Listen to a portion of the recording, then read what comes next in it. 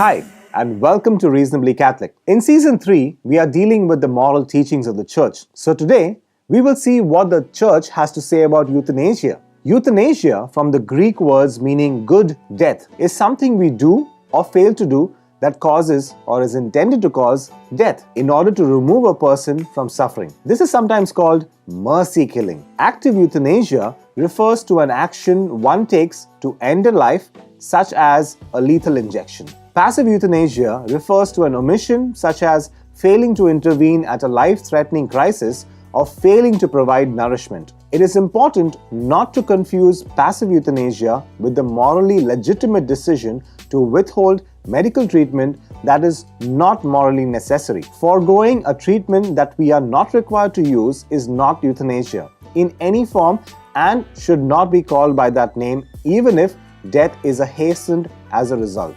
No matter how ill a patient is, we never have the right to put him to death. We have a duty to care for and preserve life. But to what length are we required to go to preserve this life? No religion or government requires us to use every possible means to prolong life. The means have traditionally been classified as either ordinary or extraordinary. Ordinary means include any treatment or procedure that provides some benefit to the patient without excessive burden or hardship. Ordinary means must always be used. Extraordinary means are those that present an excessive burden. Extraordinary means are optional. Discontinuing medical procedures that are burdensome, dangerous, extraordinary, or disproportionate to the expected outcome can be legitimate.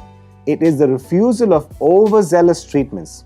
That is from CCC 2278. The distinction here is not between artificial and natural. Many artificial treatments are ordinary means in the moral sense, so long as they provide some benefit without excessive burden.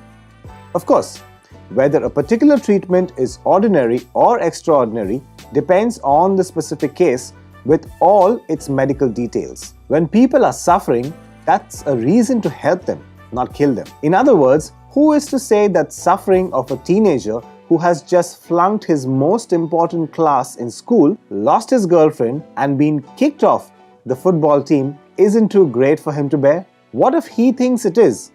Do we allow him to commit suicide because he has a right to determine the end of his life? Or do we call a crisis hotline? The first purpose of the government is to defend and protect the lives of its citizens. Both euthanasia and assisted suicide contradict that fundamental purpose. John Paul II wrote that when the right to life is denied by a state, the state itself disintegrates. A key distinction that needs to be made in euthanasia is between a patient who is dying and the one who is not. If the patient is dying, we try with all reasonable means to sustain life. As we have noted, some interventions are necessary and some of them are not. But if the patient is not dying, there is no question about whether to provide treatment. There is such a thing as a useless treatment, but there is no such thing as a useless life. So, was that reasonable? Let us know in the comments section below. And until the next week, bye.